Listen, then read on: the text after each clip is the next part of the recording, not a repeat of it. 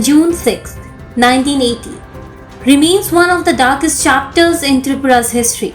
Marking the anniversary of the Mandai massacre, Amra Bangali observed the day as Martyrs' Day on Saturday and organized a protest demonstration in front of its state office.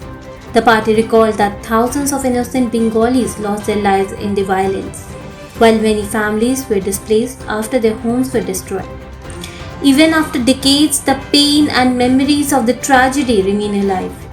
Addressing the gathering, Party State Secretary Korangu Rudrapal alleged that those involved in the massacre have never been brought to justice. He said that while many political parties have forgotten the incident, Amra Bangali continues to remember the victims and raise the demand for justice. He asserted that the organization would continue its movement and remembrance programs until the guilty are punished. June গণহত্যা হয়, তার পরবর্তীকালে কিছু reaction হয়েছিল, এটা অনস্বীকার্য।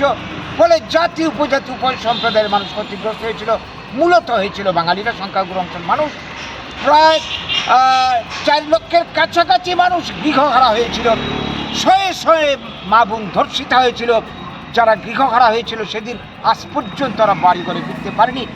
তারা যাদেরকে যারা এই গণহত্যা ঘটিয়েছিল তাদের আজ পর্যন্ত চিহ্নিত করে বিচারের ব্যবস্থা হয়নি। যারা ক্ষতিগ্রস্ত তাদের পুনর্বাসন হয়নি। অধিকন্তু এখন পর্যন্ত আমরা যেটা দেখে চলেছি, এটা আমরা জানি এই 80 জনের গণহত্যা টিএনবি নেতৃত্বে গণহত্যাটা সংঘটিত হয়েছিল। পেছনেই ছিল রাজনীতি জগতের বড় বড় মাথা সেদিনে।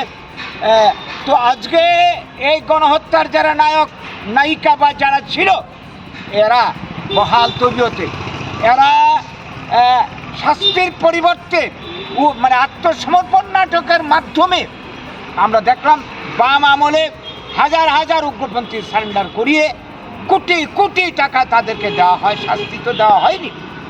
এবং রাজনৈতিক পদ পাইয়ে দেওয়া হয়, প্রশাসনিক পদ পাইয়ে দেওয়া হয়। আজকে তারা সিপিএম পার্টির নেতা সেজে বসে আছে এবং বর্তমানে যারা শাসক দল আছে। Bureau Report, Fact Finder.